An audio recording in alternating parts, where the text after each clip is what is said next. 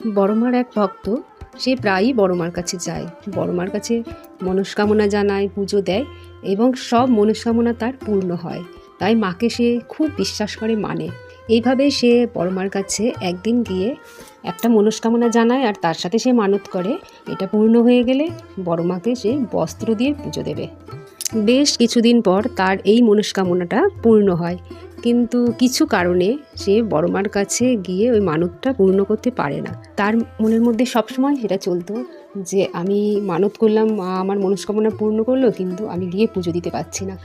সবসময় তার মনের মধ্যে এটাই চলছিল, এরকম তো কখনো হয়নি। তারপর সে একদিন হঠাৎ ভোরবেলা স্বপ্ন দেখে, অদ্ভুত সেই স্বপ্ন। সেই স্বপ্নে দেখে ভোরবেলা গঙ্গার ঘাটে নিজে দাঁড়িয়ে আছে, আর গঙ্গার ঘাটে দাঁড়িয়ে দাঁড়িয়ে ভাবছে যে বড়মার কাছে মানত করলাম, কিন্তু এখনও আমি পারলাম না সেই বস্ত্র দিয়ে মাকে পুজো দিতে। তো হঠাৎ করে তখন দেখে